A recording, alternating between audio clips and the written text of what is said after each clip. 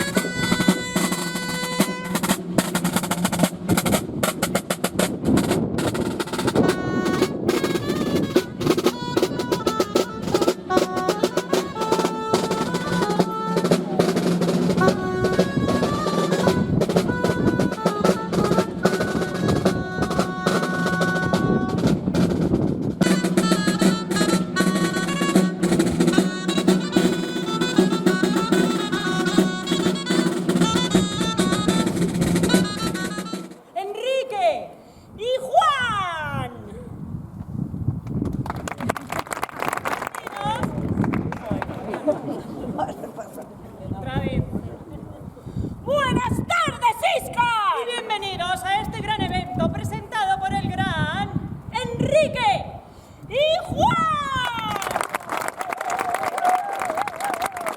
Muy bien, bueno, pues nada, estando aquí todos los presentes, bienvenidos a este castillo de Íscar, este castillo de la villa, vicepresidente, alcaldes, concejales, compañeros de corporación, colaboradores, AGI, los de la danza de Villas de Íscar, vecinos, bienvenidos. Como alcalde de la villa de Íscar y presidente de la comunidad de Villa y Tierra, protagonista de este acto, es un honor recibirles y agradecerles su asistencia a un acto conmemorativo de tan importante hecho en la historia y común que nos antecede. Hoy, justo 20 de septiembre, se firmaría en las Cortes de Toro, pero en el año 1371, la donación de la villa de Íscar y su tierra por el rey Enrique II de Trastámara y a don Juan González de Avellaneda. Dicha donación implicaría un cambio significativo para la villa de Íscar, pasando a nueva y definitiva etapa señorial. Estaríamos en tiempo de la Casa de los Avellaneda y posteriormente ante la llegada de los Zúñiga, conocidos condes de Miranda, quienes serían los últimos promotores del castillo, como bien puede apreciarse en el blasón central de la torre del homenaje. De todo ello podemos aprender más esta tarde con las ponencias de la mano de los historiadores Carlos Arranz Santos y Jorge Esteban Molina, siempre encantados y dispuestos pues a colaborar con la historia de nuestro pueblo concretamente. Dicha carta de privilegio rodado viajará hasta la villa de Íscar para dar lectura y conocimientos a todos los vecinos y sus habitantes, de la mano, en este caso, del emisario real, quien hoy tenemos el honor de presentar y que lo va a realizar don Víctor Alonso Monge, vicepresidente de la Diputación de Valladolid, a quien doy gustosamente e invito a que suba al escenario. Gracias.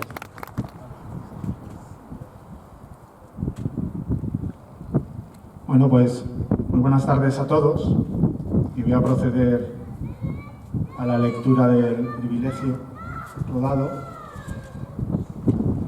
Le voy a dar un poquito de entonación de 1371. Espero acertar en la entonación y, como verán, pues no es la mía habitual. En el nombre de Dios, Padre e Hijo e Espíritu Santo, que son tres personas e un solo Dios verdadero, que vive e reina por siempre jamás, e de la bienaventurada Virgen gloriosa Santa María, su madre. Todos los reyes se deben membrar de cual reino a donde han de ir, a dar razón de los que les Dios en este mundo encomendó, e por quien regnan, e honrar e privilegiar a los sus vasallos, que bien y lealmente les sirven, heredándolos en sus reinos.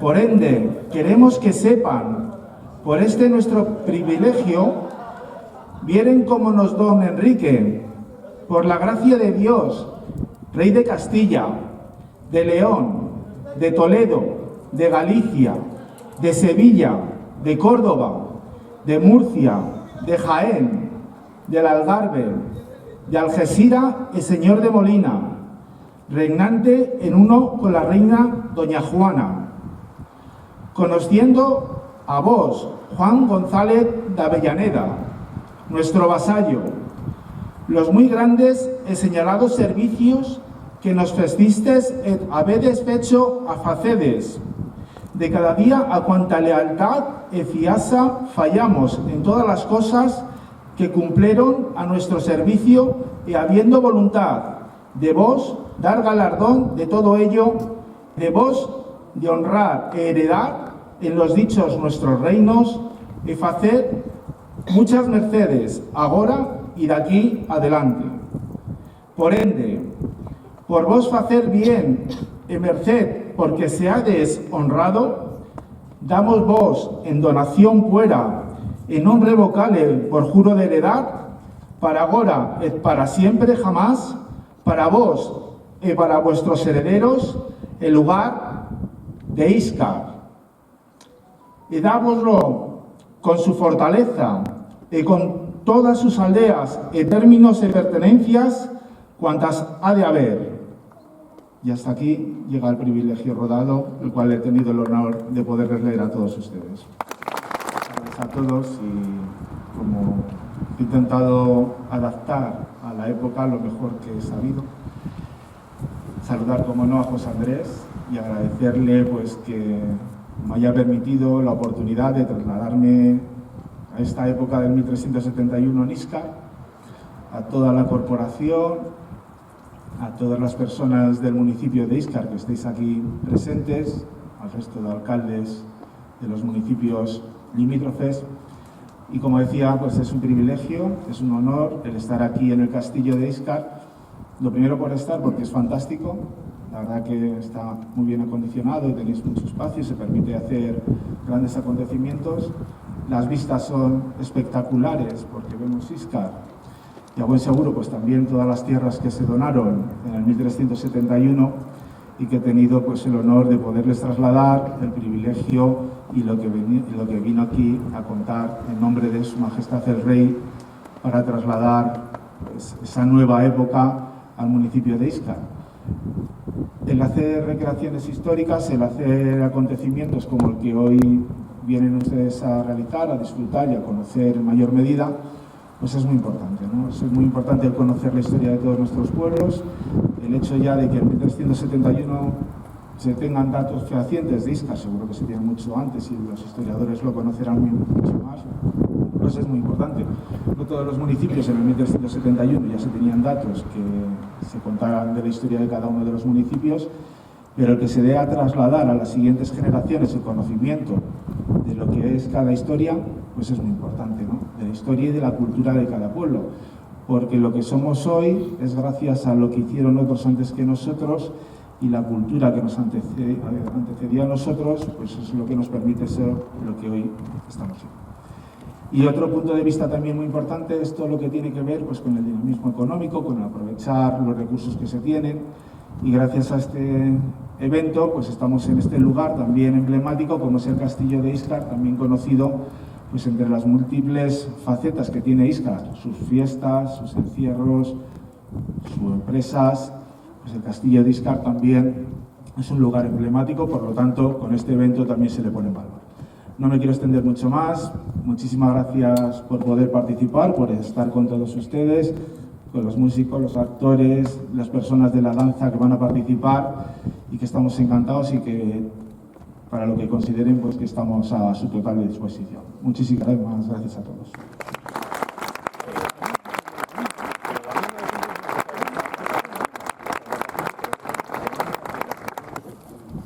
Ahí va, muchas gracias, muy amable. Ahí, luego lo recoge Susana. Vale, muy bien. Muy amable, somos súper fans. ¡Grande aplauso!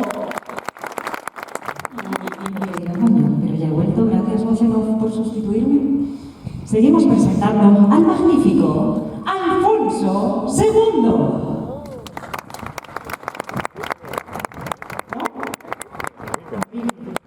Repetimos.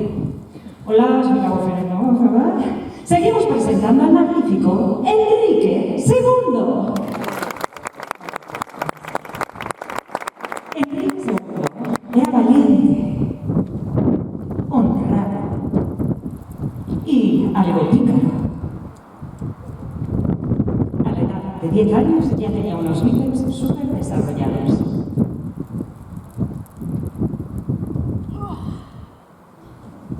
Lo cual la gente de su alrededor. De hecho, cuando se emocionaba mucho le daba un gran morreo a los alrededores.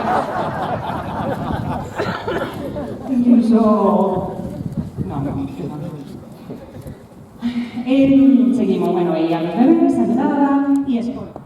Durante los siglos XII y XIII, Íscar fue unas veces villa de realengo, es decir, perteneciente al rey, y otras señorial, perteneciente a las casas de Haro y de Lara, enfrentadas entre sí en esas luchas nobiliarias propias de la época.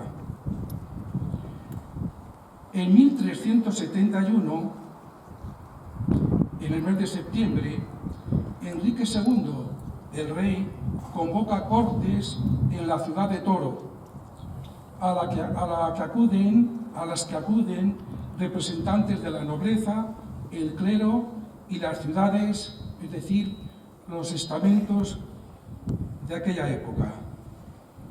En esas cortes, un 20 de septiembre, tal día como hoy, de 1371, se produce la donación de esta villa de Íscar y de los pueblos de su tierra a Juan González de Avellaneda.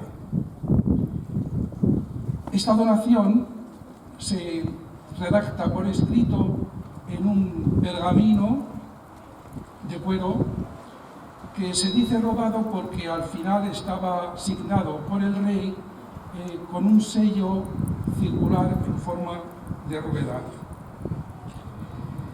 Lamentablemente, el documento original, que tendría que haber estado en poder de la Casa de los Condes de Miranda y posteriormente de los Duques de Alba en el Palacio de Liria en Madrid, no se conserva, quizás porque hubo un incendio y allí perecieron muchos documentos.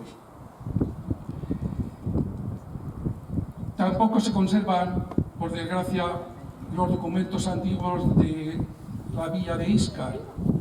No sabemos si por un incendio o por otras circunstancias propias de los tiempos que han ido pasando o sucediendo. Felizmente, investigando en el archivo de la Real Chancillería de Valladolid, que era como el Tribunal Supremo de aquellos tiempos, en uno de los pleitos que mantuvieron la villa de Íscar y los pueblos de su tierra con los condes de Miranda, encontramos una copia o traslado hecha en el año 1554 de este privilegio rodado. Iba yo a repetir algunas de las palabras que contiene el privilegio, pero ya como lo ha hecho nuestro invitado, no voy a repetirlas. Enrique II, el de las mercedes, el de los privilegios. ¿Por qué? Porque su reinado se caracterizó por eso, para tener contentos a los nobles les fue haciendo muchas donaciones de tierras, heredades, villas. También pasó la historia por la muerte de su hermano Pedro I, el cruel o el justiciero.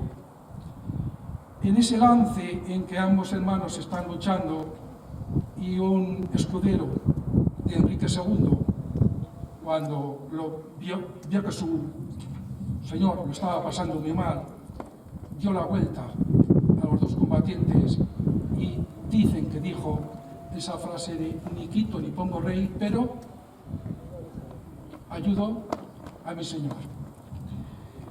Juan González de Avellaneda, 1349-1409, séptimo señor de la Casa de Avellaneda, caudillo mayor de los escuderos del rey Juan I y alférez mayor del rey Enrique el III. Sus dominios estaban en torno a la villa de Peñaranda de Duero, al sur de la provincia de Burgos. Una bisnieta de este don Juan González de Avellaneda, llamada Aldonza de Avellaneda, casó con don Diego López de Zúñiga, primer conde de Miranda del Castañar, provincia de Salamanca, por merced del rey Enrique IV en 1457. De esta manera, la villa de Íscar, vinculada en principio a la Casa de Avellaneda, no deja de estarlo, pero se une a una casa mayor que es la Casa de los Zúñiga y Avellanedas, conde de Miranda del Castañar. 1467, 20 de agosto, segunda batalla de Olmedo, aquí cerca. Las tropas de Enrique IV derrotan a las de su hermano don Alfonso. Diego López de Zúñiga, primer conde de Miranda, lucha en el bando perdedor. Dicen las crónicas que como manceba suya, en esta fortaleza de Íscar, estaba la condesa viuda de Treviño. De vuelta a Cuellar, las tropas vencedoras en la batalla, las tropas reales, pasan por esta villa de Íscar y entonces el hijo de esta condesa de Treviño pide permiso al rey para conquistar la fortaleza, tomar a su madre y enviarla a su tierra a buen recaudo. Unos años después, en 1470, aquí cerca, en Cojeces, en los palacios, dice la crónica, que don Diego López de Zúñiga, el conde de Miranda, tenía en dicho lugar, se celebra su matrimonio, el del conde, con la referida condesa de Treviño, doña María de Sandoval. ¿Qué supuso esta donación para los condes y para la villa de Íscar y los pueblos de su tierra? En primer lugar, el hacerse con una serie de heredades, lo que se llamaba el dominio eminente. En primer lugar, este castillo, esta fortaleza.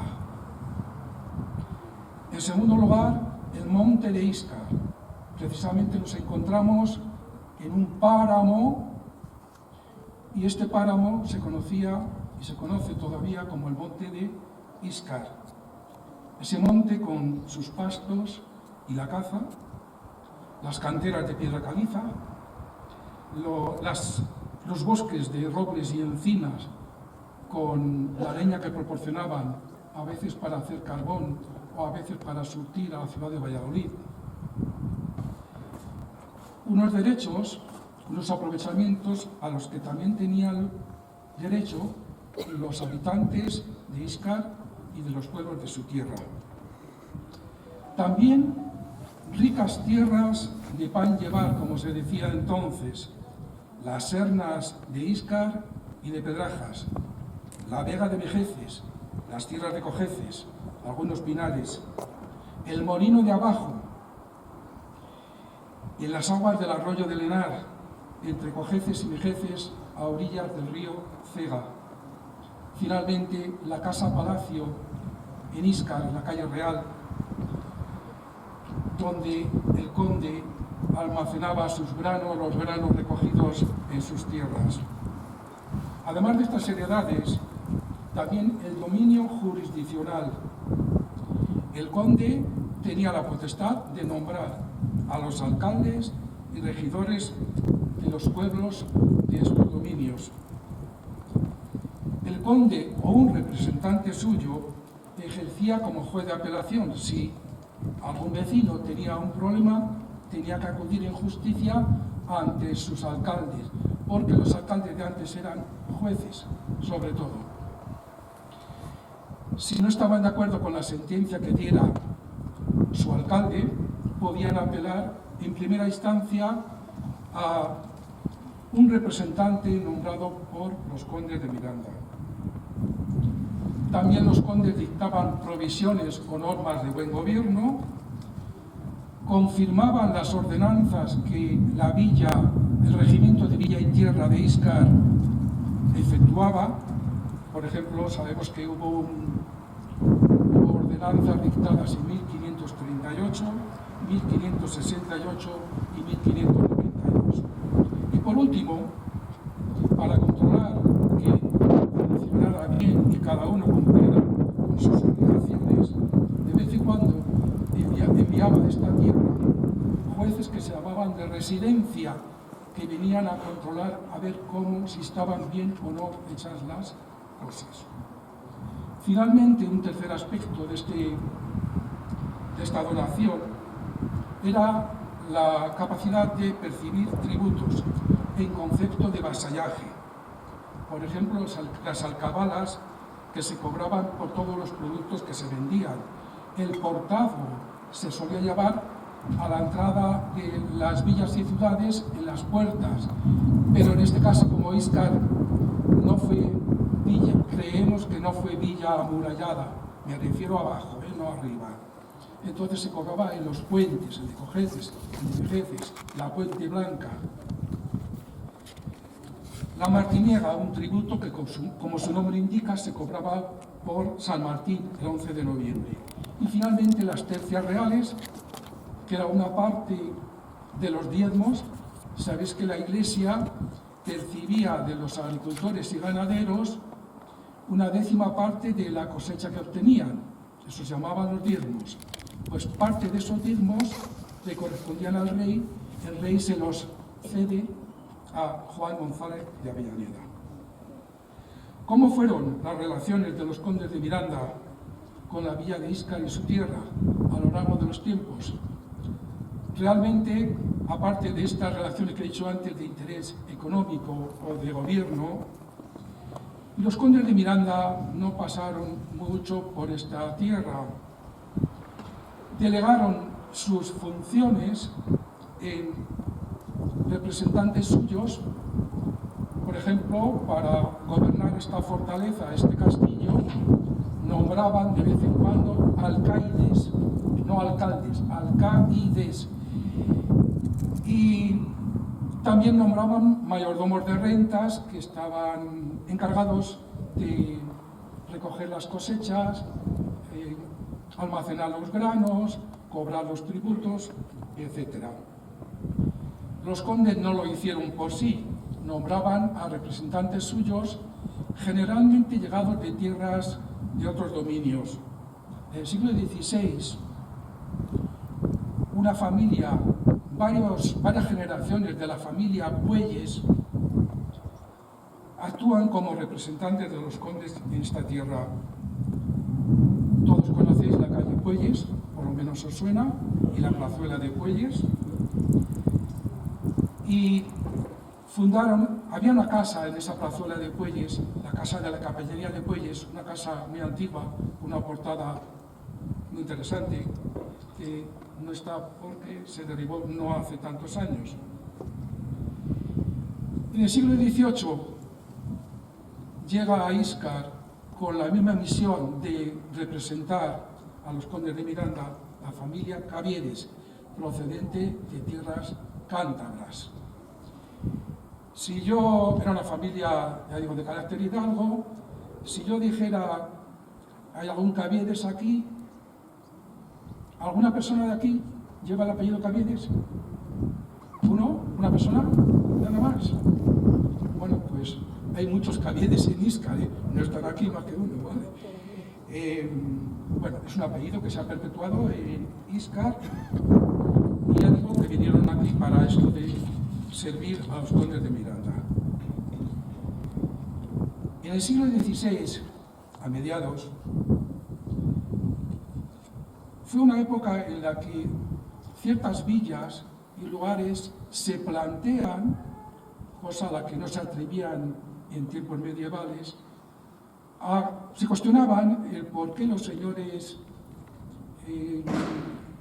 tenían tantos privilegios, y entonces es una época en que, pues, no sé, en Coca, en Cuéllar y aquí en Íscar, las villas, los pueblos van a entrar en pleitos con sus señores, entendiendo que estos abusan de los privilegios que tienen concedidos.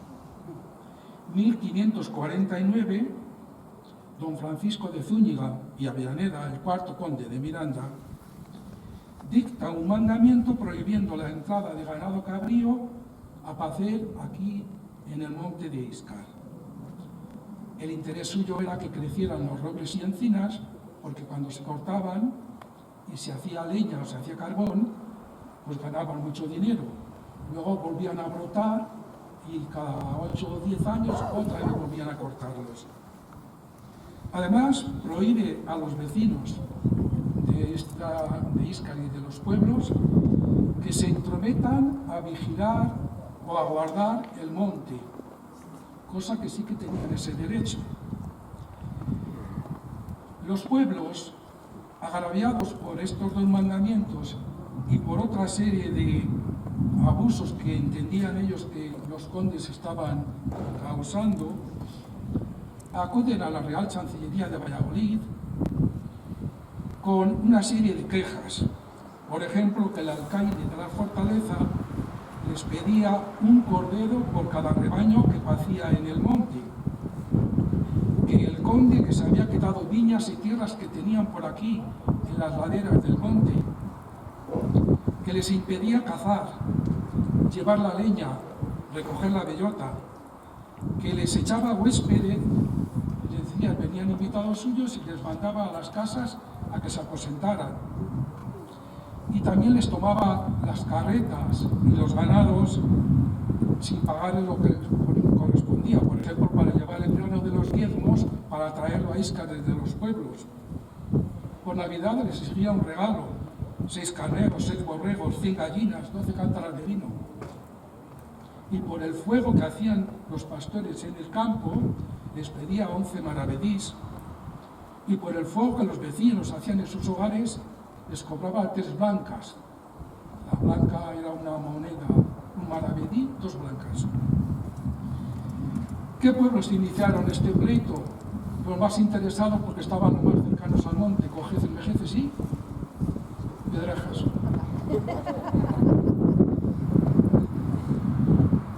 ¿Íscar dónde estaba? Pues es que en Íscar vivían esos representantes de los condes. Los de Íscar tienen que tener cuidado porque se jugaba mucho. ¿Vale? Tenían miedo a represalias posibles. Vale. Cojeces y Mejeces y Pedrajas, luego se unieron a los demás pueblos de Villa y Tierra. Pero Cojeces, Mejeces y Pedrajas se van por su lado, los otros pueblos siguen por el suyo con Íscar, se pasan 25 años, esto no está resuelto y al final no hemos encontrado cómo, pero el pleito acaba en 1574 y este monte, que fue el origen de estos pleitos, pues siguió perteneciendo al conde con los mismos aprovechamientos que tenía desde antes. Los condes de Miranda tenían predilección por Peñaranda de Duero. Allí, en Peñaranda, el conde don Francisco, tercer conde, a principios del siglo XVI, mandó edificar un palacio, el Palacio de Avellaneda, que si conocéis es un palacio precioso, con mucho arte y muy visitado por las gentes. Y ahí en Peñaranda fundaron los condes muchas fundaciones, valga la redundancia, religiosas, capellanías, memorias de misas, etc. En 1601 se produce un hecho importante para Valladolid capital y sus alrededores. Felipe III instala de nuevo la corte en Valladolid, que Felipe II había llevado a Madrid. Unos meses después, en marzo, camino de Valladolid, doña María de Zúñiga, Bazán y Avellaneda, mujer y sexta condesa, y su esposo y tío, no sé cuántos años se llevarían, don Juan de Zúñiga y Avellaneda, visitan Íscar. El regimiento de Villa y Tierra acuerda agasajarles con un presente, con una serie de regalos, correr 2 toros y tener unas danzas. El presente, el regalo, que solía ser vino, carne, etc., dice el regimiento, por esta vez, es decir, sin que sirviera de precedente para que luego los condes exigieran ese tipo de regalos. Y por esta vez, por la merced que el conde había hecho a la villa de Íscar y a su tierra en el negocio de la reparación de los puentes. Y en esa fiesta que preparan a los condes, por la noche, en la plazuela de la casa, en la plazuela donde estaba la casa de los condes, en la calle Real, donde están los pisos de la Bernardina, ¿vale? Dicen, se traigan 4 carretadas de teas con resina, ¿vale?, para poner en la plazuela delante de la posada del conde, mi señor, y para poner en las torres de las iglesias. También se acordó que se compre una cuba de vino vieja para que arda en la plazuela y que dentro de ella se metan 2 o 4 maderos para que ardan con la dicha cuba el tiempo que durare. Hay que recordar que entonces no había luz eléctrica y la manera de alumbrarse eran estas veladas no sé, la gente antigua sí lo ha conocido, y las veladas que los quintos ponen en algunos pueblos, que es quemar maderos para que se vean. Otros sí, es decir, también se acordó que se tenga un novillo encascabelado y atado en la plazuela para el regocijo de la gente. En el año de 1608, Felipe III concede a ese duque de Peñaranda, casado con su sobrina, con Juan de Zúñiga y Avellaneda, que fue el ayo de Felipe II y el que le invitó a cazar aquí en el monte. No sabemos si vino o no, pero está escrito. Bueno, pues este don Juan de Zúñiga recibe otro título, el título de Duque de Peñaranda de Duero, que siempre va a estar unido al título de Condes de Miranda. ¿Qué relación? Como veis, los condes vinieron poco por aquí, es como he dicho, de 1601 y poco más. En 1608 fallece este don Juan de Zúñiga, el duque de Peñaranda primero. Entonces Villa y Tierra de Íscar envía una representación a las sombras fúnebres, a Peñaranda, y a dar el pésame a la duquesa viuda. Condolencias por fallecimientos, parabienes por nacimientos o enlaces de los miembros de la Casa de los Condes caracterizan la relación entre vasallos y señores. El 15 de agosto de 1687, por ejemplo, para festejar el buen suceso del nacimiento del primer hijo de los condes, el regimiento de Villa y Tierra acuerda que haya fiesta en la iglesia de Santa María de los Mártires, sacando en procesión a la imagen de Nuestra Señora de la Concepción, patrona de la villa, y que se maten 2 toros buscados y ajustados por los procuradores o representantes de la tierra. Los condes también se interesaron por sus pueblos. Ya hemos dicho, en la mediación para que se arreglaran los puentes y otros asuntos de interés, por ejemplo, a la hora de pagar tributos cuando no se podía porque no había dinero para pagarlos. Y en épocas de malas cosechas, que las hubo, y muchas, fueron frecuentes los préstamos de granos por parte de los condes a los vecinos para alimentar a las familias y que los labradores pudieran sembrar sus tierras. Llegamos al final, siglos XIX y XX. En 1837, reinando Isabel II, se produce la abolición definitiva de los señoríos. María Francisca de Sales, Palafox y Portocarrero era la 17ª condesa de Miranda, la 9ª condesa de Montijo. Tuvo la suerte de que, aunque se eliminan los señoríos, pudo conservar todos esos bienes que hemos citado antes. Los bienes, las heredades, las tierras, los pinares, el monte, etc. Esta María Francisca de Sales casa en 1844 con el 15º duque de Alba, Jacobo Fitz-James Stuart y Álvarez de Toledo. Y 1861-1865, ya no hace tanto, este duque de Alba promueve un nuevo pleito por el aprovechamiento del monte de Íscar. Pide que los vecinos no metan en el monte ganado vacuno a pacer, que no traigan a pacer al monte el número de cabezas que quieran, y son nuevos tiempos, que no puedan sacar piedra para ferrocarril y carreteras. Es decir, una cosa es que los vecinos puedan subir al monte y sacar piedra para edificar sus casas, y otra es que se beneficien con ello en una época en que se están construyendo las primeras, bueno, ya las primeras no, las vías del ferrocarril en esta tierra, y se necesitaba mucha piedra para el firme. Y lo mismo para hacer carreteras, esas carreteras que eran todas de piedra, en las que todavía no existía el embreado.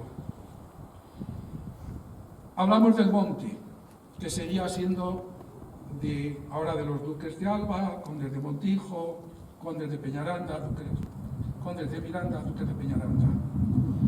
1891. Se rotura el monte de Íscar. Pensad lo que es todo un bosque de robles y encinas, como los hay todavía en Montemayor de Pirilla, o el monte del llano de San Manuán, que cuando pasamos por la carretera vemos que ahí es que no ves nada, es todo tupido. Bueno, pues ese monte se rotura por labradores de Íscar, Cojeces, Mejeces y Pedrajas, que realizan un contrato para arrancar los robles y las encinas y luego cultivar esas tierras. Estos arrendatarios primeros, a su vez, subarriendan parte de su parcela, parte de su territorio, a otros labradores. En 1974, no hace tanto, el IBIDA, que era un organismo Instituto para la Reforma y Desarrollo Agrario, compra el monte a los sucesores de los condes de Miranda. Hace una concentración de todas las tierras, abre nuevos caminos y reparte las parcelas a los que tenían, a los que las llevaban en colonia, a las familias que las llevaban en colonia desde esa primera roturación. ¿Qué ha sido del monte? ¿Qué es del monte? Pues veréis que han sembrado muchos pinos. Son pinares consorciados. Veréis también que hay alguna plantación de lavanda a la que vamos a hacernos fotos y a oler. Veréis que hay ganado vacuno, una novedad, y también sabréis que hay proyecto de hacer huertos solares en gran parte de esas tierras que todavía se cultivan. De otras propiedades, 1966, los sucesores de estos condes de Miranda venden el castillo, este castillo, a don Andrés Muñoz Bernal, vecino de Íscar, que en 1991 sus descendientes, una sociedad de la familia Muñoz, vende al ayuntamiento de Íscar. 1967 se inauguran las casas de la Serna, donde estaban antes una heredad de tierra muy importante de los condes aquí en Íscar. Está el barrio de la Serna, un poquito en la ladera del monte. Y en 1968 se derriba esa casa-palacio que tenían los condes en el centro de Íscar y construyen esos pinos que popularmente conocéis como pisos de la Bernardina, que fue la señora, la última propietaria de esa casa antigua. Acabo. ¿Qué pervive del señorío de los Zúñiga y Avellaneda en esta villa de Íscar y en su tierra? Pues yo no lo sabía muy bien, pero hay una calle de los condes de Miranda y está esta fortaleza con los magníficos escudos del segundo conde, don Pedro de Zúñiga y Avellaneda, coronando la torre del homenaje y con necesidad, no sé si os habéis fijado, de una nueva restauración porque su estado es muy delicado. Acabo diciendo que actos como este contribuyen a mantener viva en las gentes de estas tierras la memoria del pasado, de esta villa de Íscar y de los pueblos de su tierra, Cojeces, Vejeces y Pedrajas, Villaverde, Rebondo y Fuentelol. Gracias. Lo que sabe Carlos, ¿eh? ¡Otro aplauso para Carlos!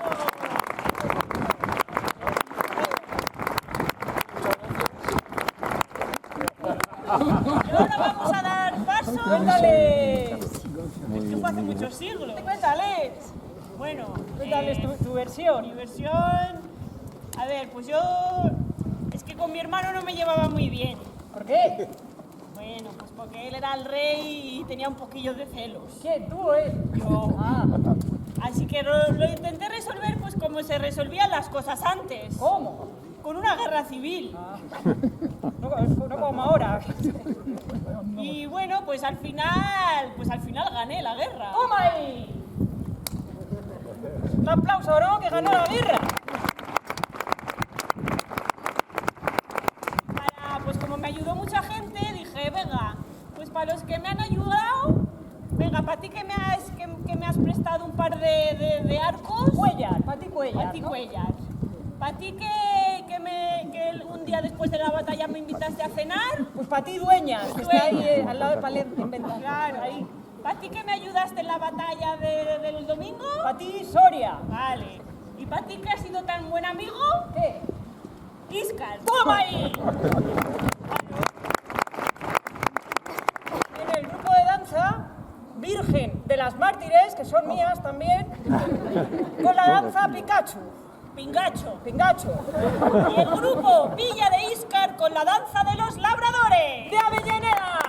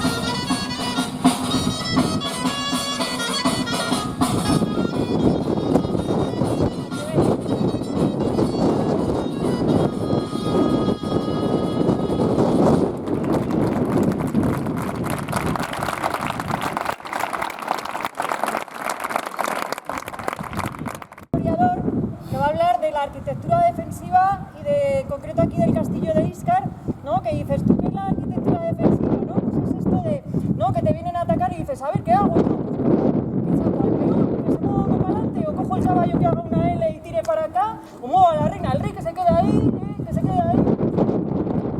Yo no me muevo, que ya pongo yo a la reina ahí, que vaya a tope, ¿sabes? Porque la reina, joder, lo que no salve a la reina, ¿quién lo salva? ¿Quién lo salva, ¿Qué va el alfil ahí? ¿O el caballo? Pues no, la reina que puede ir donde le dé la gana, colega. Sí, vamos, un aplauso por todas estas reinas. ¡Viva la reina! ¡Viva la reina! ¡Claro que sí! ¡Que aquí hemos venido a reina!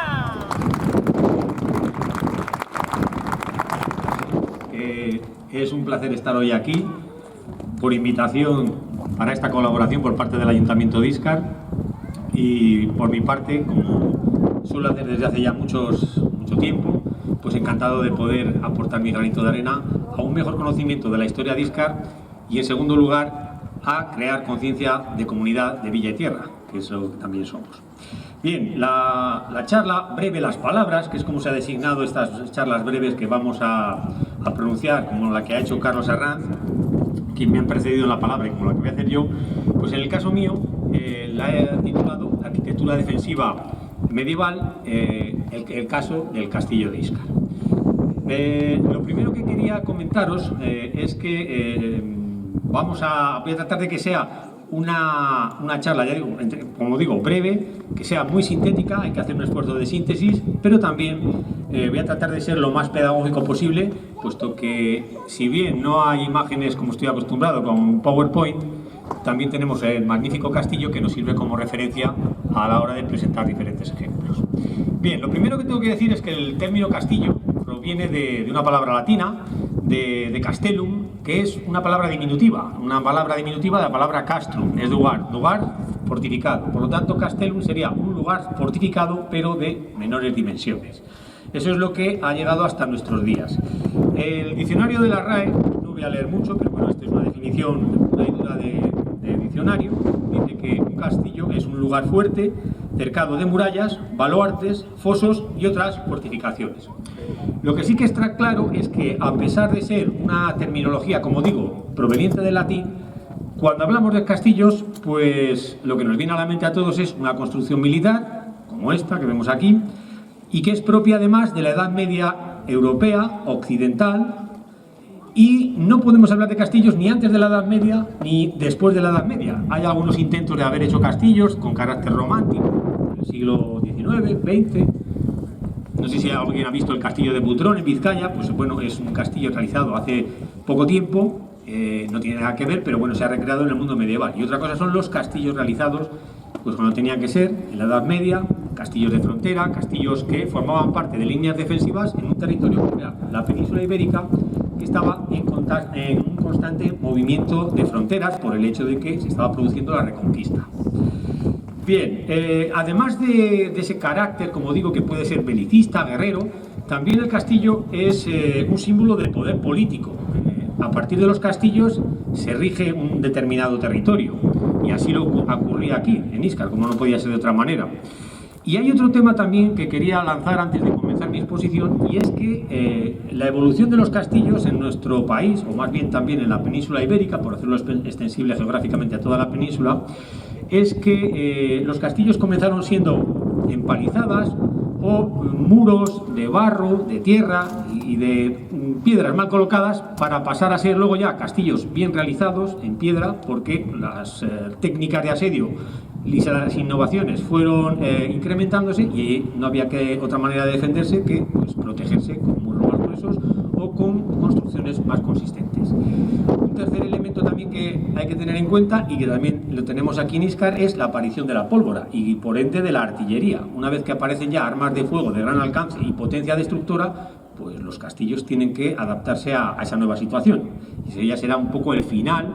Desde ahí ya luego iríamos a hablar ya de baluartes o de fortificaciones abaluartadas, como las que suele haber, por ejemplo, en la provincia de Salamanca, que quedan un poco fuera de este ámbito de estudio, como puede ser San Felices de Gallegos, Aldea del Obispo, el fuerte de Santa Bárbara en la línea de la Concepción, algunas otras en Gerona, en Huesca. Es decir, en zonas fronterizas, Zamora incluso, el mal llamado Castillo de Zamora, es un castillo bastante reciente que tiene una forma de diamante, que se encuadraría ya más bien de ese tipo de, como digo, de fortificaciones abaluartadas y no una construcción defensiva medieval.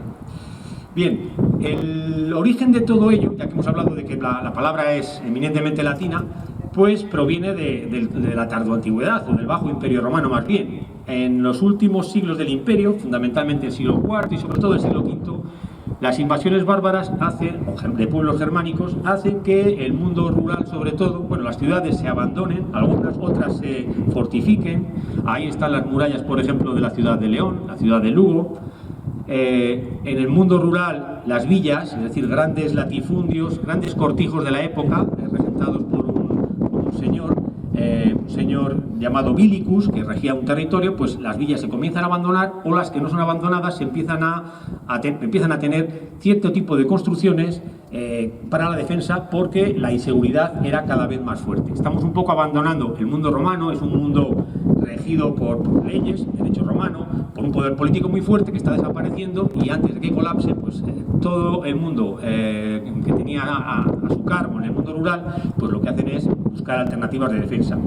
Hay ejemplos de lugares ya en el mundo romano tardío, en el siglo V, VI, VII, que ya fueron habitados. No podemos hablar propiamente de castillos, pero que están muy cercanos aquí, a unos 45-50 kilómetros hacia el sur. A veces son visibles las formaciones geológicas donde están situadas. Me refiero sobre todo al Cerro de la Virgen del Castillo en Bernardos, que fue ocupado en época visigoda y en época además emiral, es decir, que fue utilizado tanto por contingentes cristianos como musulmanes. Hablaría también del Cerro de la Virgen de Tormejón, en Armuña, muy cercano también a este ejemplo de Bernardos.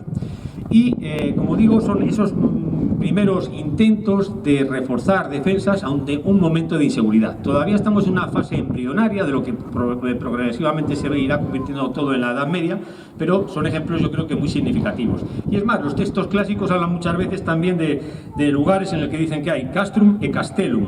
Es decir, hay tanto castros, ciudades o pequeños núcleos fortificados como fortalezas en sí, guarniciones militares ya dedicadas a la defensa. Bien,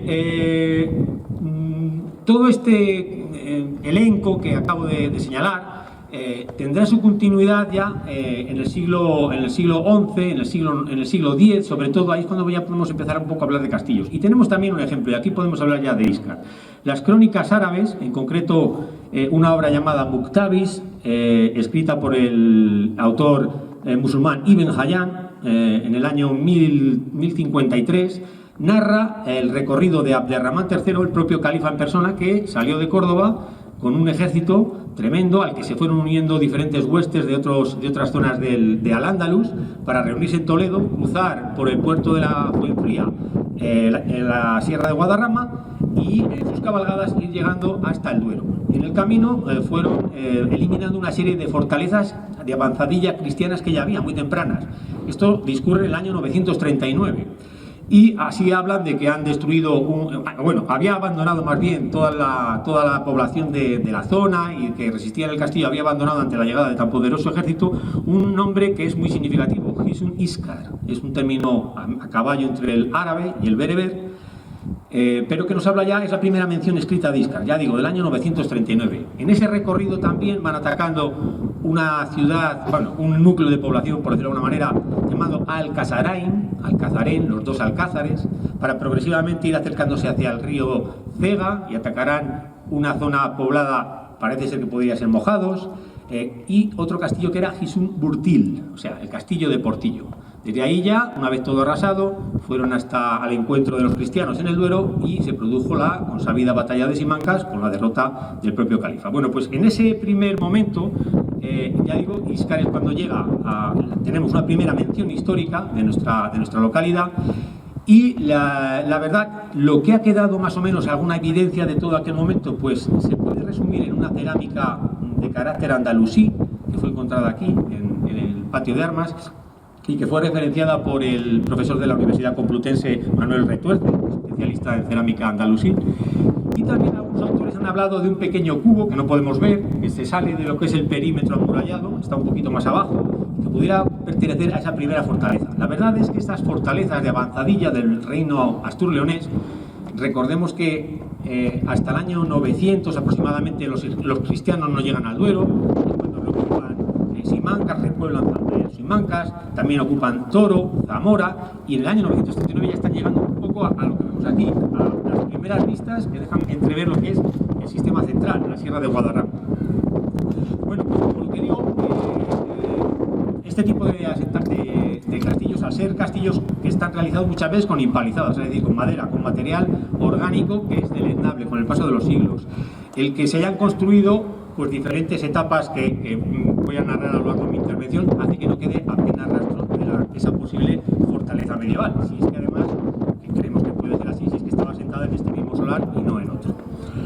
Bien, este tipo de fortalezas también solían rodearse de fosos, de pequeños fosos muy rudimentarios todavía, de terraplenes, se adaptaban a la orografía. Lo más normal es que tengan un perfil ovalado, como el que tenemos aquí. No se ve porque no lo vemos en altura, pero en planta es un perfil muy ovalado. Y ese perfil que tiene aquí, que no es otra cosa que el adaptarse a la orografía, es decir, a lo que es esta base de este espigón de páramo, es lo que ha condicionado además no solo aquella primera fortaleza, sino todas las sucesivas que se han ido sucediendo, como si fuera un palimpsesto, es decir, un pergamino en el que unas estructuras van borrando a otras hasta dejar esta construcción actual, que no es más que una mezcolanza de diferentes etapas. Si vamos más adelante, además, en torno ya al siglo, a los siglos XI, XII, XIII, la castellología, que como he dicho, que es la técnica de los castillos, habla de los castillos roqueños de frontera. Son esos castillos ya que se colocan en lugares estratégicos para luchar contra los musulmanes. Esa frontera en movimiento que, como he dicho, se va produciendo por lo menos en esos primeros siglos de la plena Edad Media, siglo XI, siglo XII, hasta que, digamos, esto es como una balanza en el que el poder musulmán de un principio se va inclinando poco a poco hasta que en el año 1086, con la toma de Toledo, el poder cristiano ya es el que, digamos, tomará la iniciativa, y de ahí hasta 1492, cuando finalmente son expulsados de Granada, del reino nazarí, las últimas huestes musulmanas. Bien, este tipo de castillos de frontera, ya digo, de los siglos XI, XII, XIII, de la plena Edad Media, aquí quedan algunos restos. Bien, es verdad que de los últimos momentos de este periodo que estoy diciendo. ¿Por qué? Porque hasta más o menos principios del siglo XIII, hacia 1217, no hay un poder señorial establecido. Desde el año 1089, quizá antes, hasta comienzos del siglo XIII, la comunidad de Villa y Tierra pertenecía a Realengo. En 1217 sabemos que pertenece a Álvaro Núñez de Lara. Sabemos también, bueno, lo ha explicado además bastante bien Carlos Arran, que hay una serie de disputas entre las casas de Lara y de Haro por la tenencia de este castillo y de su comunidad de Villa y Tierra. Sabemos también que a finales de ese mismo siglo XIII, ya en 1283, Urraca Díaz de Haro, aquí no hablamos de la casa de Lara, sino la casa de Haro, es la persona que ostenta la titularidad del castillo. La propia familia Haro, ya en el siglo XIV, pues en el año 1334, por ejemplo, es el famoso episodio de Alfonso XI cazando por la zona, cuando se le niega posada y el alcaide de la fortaleza se la niega más bien el escudero. Eso sucede en 1334, entonces sabemos por esa reseña, esa crónica de Alfonso XI, que ya pertenecía también a la familia Lara. Sabemos también por Juana de Castro, una mujer bellísima, que se casó con el rey Pedro I el Cruel. Estaba casada con otro personaje de la familia Haro, lo cual nos hace pensar también que seguía, por supuesto, la titularidad del castillo en manos de esa familia. Y ya no veremos más titularidad de la nobleza hasta ya mucho más adelante, por el episodio que nos trae aquí, hasta 1371, cuando ya la familia Avellaneda, más tarde Zúñiga Avellaneda, obtenga la donación de la villa por parte de Enrique II. Los castillos de este momento, y que aquí se ven también reflejadas algunas de estas estructuras, como digo, se colocan en lugares estratégicos. Son castillos también que están en lugares encrespados, que tienen una buena visibilidad. Aquí estáis todos sentados, pero quien más y quien menos siempre hemos mirado a lo lejos, una muy buena perspectiva hacia Cuéllar, hacia la Sierra de Guadarrama, hacia el macizo de Santa María de la Real. Es decir, que es fácil ver a un enemigo digo, a kilómetros desde esta posición privilegiada del castillo. Son castillos ya que están realizados, ya no son con empalizadas, con piedras amontonadas con una cierta argamasa. Aquí ya es una argamasa de cal y arena. El mejor ejemplo, lo estoy viendo desde aquí, sería ese cubo. Hay un cubo ahí donde hay alguien sentado con un chaleco verde. Ese tipo de estructuras correspondería al siglo XIII, es decir, a ese tipo de castillo roqueño. También correspondería buena parte de lo que sería el perímetro amurallado, lo que pasa que está muy restituido y tan solo aparecen las partes bajas, a modo casi de pequeño zócalo. Se ve muy poquito, ya digo, porque se ha elevado bastante con la restitución contemporánea. Bueno, pues todo eso sería parte de ese castillo. También lo sería lo que hay detrás de mí, no esta barrera que vemos, sino la parte del lienzo de la Torre del Homenaje, donde veis una serie de garitones, uno en cada esquina y uno en el medio. Bueno, pues todo ese muro de mampostería no es de sillería, es decir, no es piedra bien desbastada, bien labrada. ¿Por qué? Porque lo que ocurre es que hace falta, bueno, hay premura, hace falta construir rápido, muchas veces con material local, caliza de páramo, como ha señalado Carlos Arranz cuando ha estado hablando en su intervención, mano de obra local. Y esa también es una de las características de estos castillos, que al ser una obra rápida, no quiere decir que desconozcan las técnicas constructivas, quiere decir que hay premura.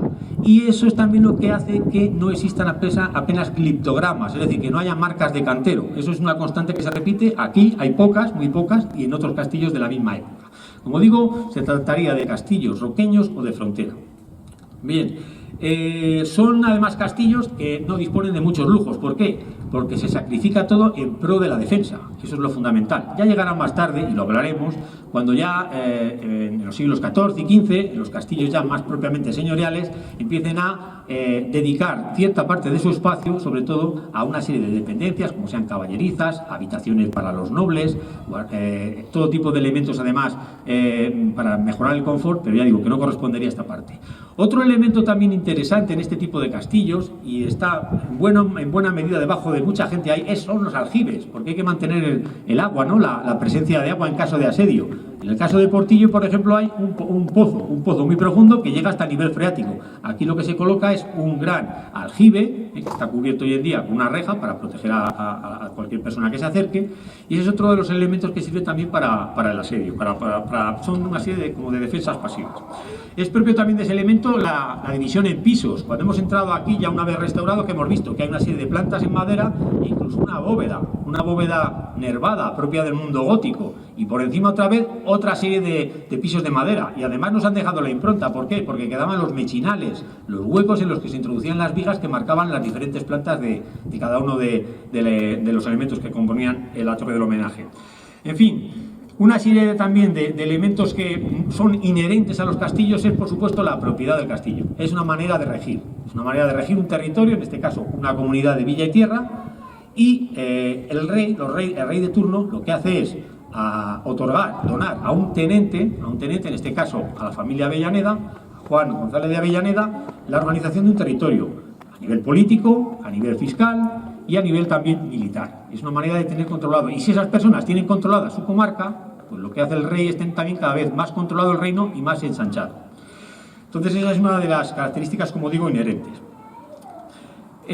Cuando realmente se produce un gran programa de reformas en el castillo de Íscar, ya es en la siguiente etapa, la que hablaríamos ya propia del siglo XIV y XV, es el momento de los castillos señoriales, y sin que sea un castillo per se señorial, pues ya en él se empiezan a ver una serie de elementos que se empiezan a desligar de ese carácter tan bélico o tan arcaico para ser un castillo que ya empieza a entroncar con las nuevas modas, por decirlo de alguna manera, con las nuevas tendencias que existen, sobre todo porque el siglo XIV y sobre todo el siglo XV es el siglo de la expansión de las casas nobiliarias en el reino de Castilla, sobre todo coincidiendo con los reinados de los diferentes monarcas de la dinastía trastámara. Bueno, en este momento la habitabilidad se hace más presente. Es un momento, por ejemplo, aquí lo vemos también, había hablado de esa bóveda de nervios, pero también por encima empieza a haber ya pisos que no son de madera, que delimitan plantas entre cada uno de esos elementos que conforman la torre del homenaje. Es cuando se decide que esas torres tienen que tener una planta cuadrangular. Es también el momento en el que se comienzan a colocar una serie de elementos de defensa pasiva. y lo vais a ver aquí detrás de mí. No sé si veis aquí una especie de bolas con cruces en las partes bajas de los torreones, de los cubos. Eso se llaman troneras de orbe y cruz, o de cruz y orbe, que sirven para defenderse una vez el ejército invasor ha pasado las diferentes barreras que ha habido en el exterior, el puente levadizo, porque hay un foso, hay una segunda barrera, pero luego aquí tenían que darse de bruces ¿con qué? Pues con los disparos de los arcabuceros, que estarían disparando o tumbados o de rodillas desde la parte circular, o los ballesteros con sus ballestas y su gran alcance de tiro en la forma que tiene de cruz. Además, con esas formas lo que hacían es tener una gran amplitud de tiro. Bien, es el momento también en que se abren adarves. Aquí se ha reconstruido uno en la barrera artillera que hay en la entrada. Posiblemente recorría un adarve todo lo que era el perímetro murario del castillo de Íscar. En las torres del homenaje lo que se hace es colocar inscripciones o escudos conmemorativos. Aquí pasa, y lo hemos hablado, ahí están los escudos de la familia Zúñiga y Avellaneda y de la familia Velasco y Mendoza, justo en uno de los garitones, es decir, un elemento como el que veis en la parte de arriba, la que está detrás de mí, pero en el filo poligonal que da entrada al castillo. Ahí es donde están dos escudos cuartelados, además que están cobijados bajo sendos arcos escarzanos. También es el momento de los garitones esquineros, había hablado de ellos, es decir, lo que os he comentado, si os dais cuenta, esos garitones están hechos ya en piedra bien desbastada, bien labrada, caliza, no tiene nada que ver con todo lo que les rodea, que es mampostería peor labrada, de peor calidad y de peor argamasa. Por supuesto, este tipo también de elementos militares, como son los castillos, más adelante ya experimentan la transición hacia lo que es la llegada, la manera de repeler la llegada de la pólvora. La llegada de la pólvora hace que surja la artillería, la pólvora llegó desde Asia, se utiliza ya en el cerco de niebla en 1260, estoy hablando, 1260, un siglo más tarde en Algeciras, ya contra los árabes, y se convierte en un elemento ya indispensable en cualquier tipo de asedio. Y se generaliza, por supuesto, en el siglo XV, con las guerras nobiliarias y a veces intestinas entre las propias familias, las propias familias reinantes, y todo ello tendrá su plasmación también en la arquitectura militar. Es el momento en el que aquí, por ejemplo, se coloca la barrera artillera que nos da la bienvenida nada más pasar el puente levadizo. Son 3 gruesos cubos, ese que vemos ahí, que hay un foso también, y lo que hacen es servir de elemento de protección, y además muy gruesos, para esos impactos ya de proyectiles lanzados por la explosión de pólvora. Lo mismo ocurre con una segunda barrera que habéis pasado por un pequeño túnel, una segunda barrera que protege, y si aún así todavía el asedio era exitoso, pues una vez se encontraban aquí, se encontraban con lo que había dicho anteriormente, con todos los disparos que podían venir desde los diferentes cubos de la muralla, desde la zona almenada, de la zona superior de los garitones, o también en la base de los cubos a partir de esas troneras de orbe y cruz. En fin, de todo ello, ya digo, ha quedado constancia en este castillo, que no deja de ser, como digo, un verdadero amalgama de diferentes épocas, momentos constructivos. Pero lo que sí que está claro es que, a diferencia de otros castillos en los que su verdadero punto fuerte es la unidad de construcción, pues aquí esas diferentes etapas yo creo que es la verdadera ventaja competitiva del de Íscar. Voy a repetir, si queréis, para que veamos un poco cómo está estructurado el castillo, y con eso ya cierro mi intervención.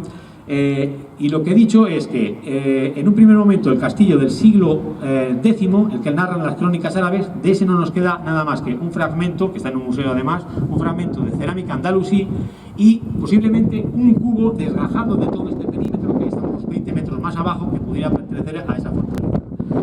En el siglo XIII, a finales del siglo XIII, a ese siglo correspondería lo que he dicho, ese lienzo, el lienzo occidental, el que mira a nosotros, el superior, que está realizado en mampostería. También correspondería a la mayor parte del perímetro amurallado, excepto algunos cubos que voy a detallar a continuación. En el siglo XIV, lo que está detrás de mí, toda esta barrera, toda esta barbacana, lo que hace es proteger la torre del homenaje. A su vez, se coloca en el interior una bóveda de nervios gótica. Se colocan también los garitones, esos elementos troncopiramidales invertidos que hay en las esquinas, del mismo modo que hemos visto en el garitón que tiene los escudos. Es el momento también en el que la planta de la torre del homenaje deja esa estructura cuadrangular para ser pentagonal, una barrera en filo que lo que hace también es proteger de los diferentes proyectiles. En el siglo XVI es muy propio de esa época lo que vemos en este cubo. Lo que pasa que lo más interesante está al otro lado, que son las troneras de buzón. Las troneras de buzón ya también son otra innovación que existe para repeler cualquier tipo de ataque, y este cubo que vemos aquí sería la parte más moderna. También lo es lo que habría bajo ese pabellón. Ahí hay una serie de estructuras que fueron excavadas en los años 90 del siglo pasado, donde aparecieron ciertos arcos. Creo recordar que cada una de esas columnas de madera, de esos pies derechos que veis, equivaldría a un lugar donde habría una columna. Por lo tanto, habría 3, 7, 8 vanos. Y podéis ver incluso en las partes extremas donde estaban las basas en las que apeaban, en las que apoyaban esas columnas que tienen un aspecto eminentemente gótico final. Y en fin, el castillo, como digo, es un ejemplo, yo creo, muy interesante, que recoge toda la historiografía que desde el punto de vista de la castillología se puede tener en nuestro país. Es un castillo, además, que desde el punto de vista de la poliorcética, la ciencia, más bien el arte de estudiar el ataque y la defensa en recintos fortificados, aquí tenemos un ejemplo muy característico, y por supuesto es santo y seña de Íscar y santo y seña del poder nobiliario que ostentó la familia Avellaneda, bueno, más bien incluso anteriormente la familia Lara, la familia Haro, la familia Avellaneda, y luego ya entroncados con la familia Zúñiga Avellaneda a partir de mediados del siglo XV. Y nada más, agradeceros a todos un poco la presencia en este acto. He tratado de ser lo más sintético posible, lo más didáctico, es difícil a veces, pero bueno, teníamos ciertas imágenes en vivo que yo creo que ayudaban a este discurso. Muchísimas gracias a todos. ¡Ya han pagado más, pero no tienen silla, eh! Mira, está aquí todavía el alcalde. Ahí va. Bueno, un saludo a la fila de atrás. ¿Se nos oye? Sí. Eso es adelante. ¿Atrás? ¿Eh? ¿Adelante?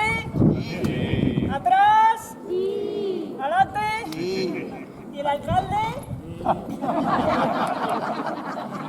¿Los de este lado? También se oye.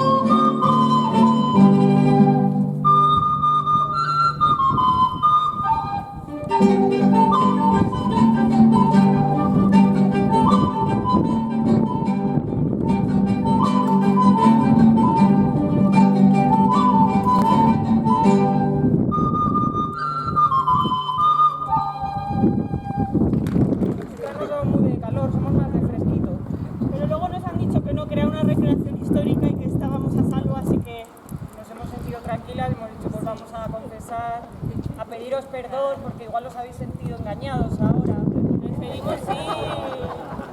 Preferimos ir de frente, nosotras.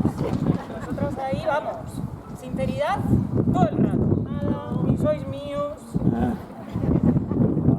Nos llamamos Las Focos.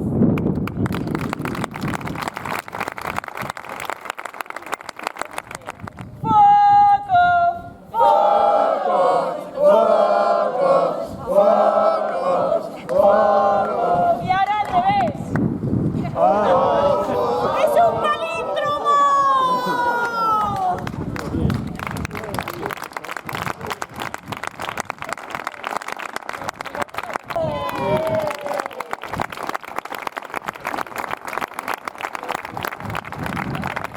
Es uno para cada una, que nadie se quede con la caja.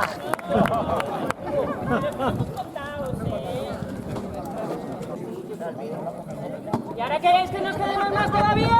¡Sí! ¿Cómo nos llamamos? ¡Foco! Vamos a seguir con música tradicional.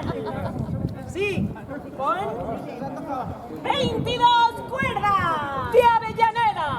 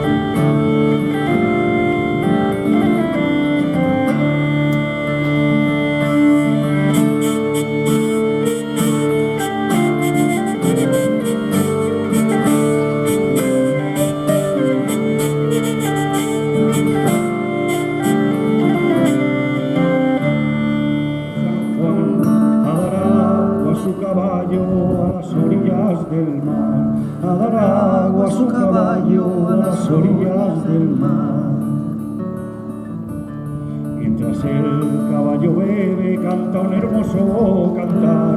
Las aves que iban volando se paraban a escuchar. Las aves que iban volando se paraban a escuchar. Bebe mi caballo, bebe, estéme libre del mal, de los vientos de la tierra y de las furias del mar. De los vientos de la tierra y de las furias del mar.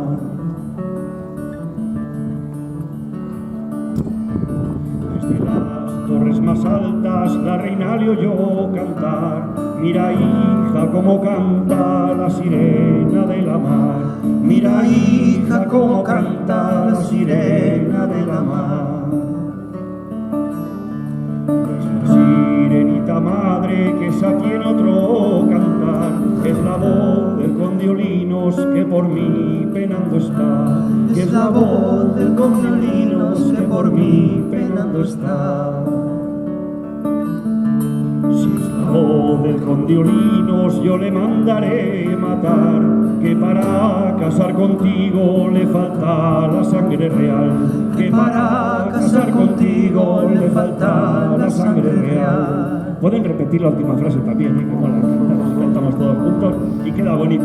Que si mata al condiolinos a mí la muerte me da, que si mata al condiolinos a mí la muerte me da. Guardias mandaba la reina al condiolinos buscar, que le maten a lanzadas y echen su cuerpo a la mar, que le maten a lanzadas y echen su cuerpo a la mar.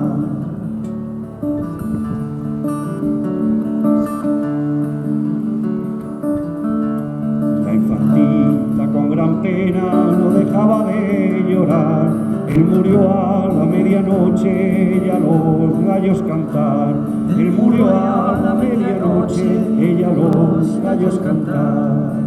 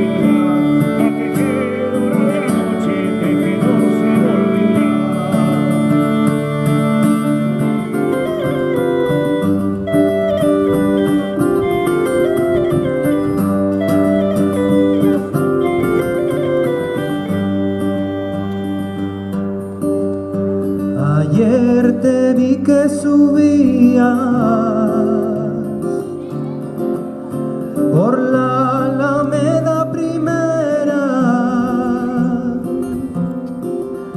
luciendo la falda blanca y el pañuelo de seda. Dime dónde vas, morena, dime dónde vas a la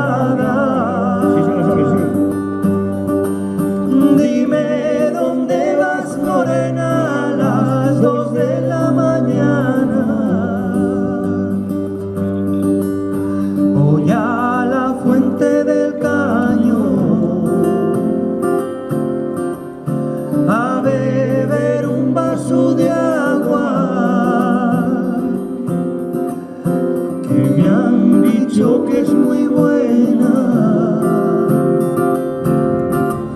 Beberla por la mañana, dime dónde vas morena, dime dónde vas salada. Dime dónde vas morena a las 2 de la mañana.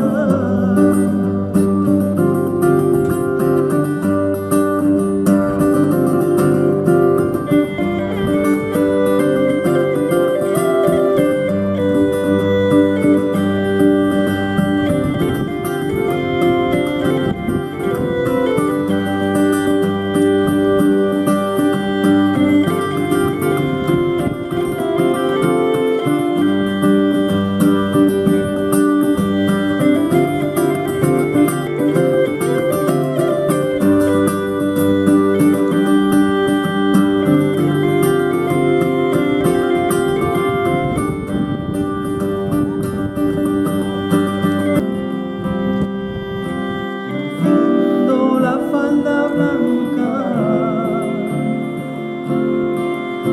y el pañuelo de seda, dime dónde vas morena, dime dónde vas salada.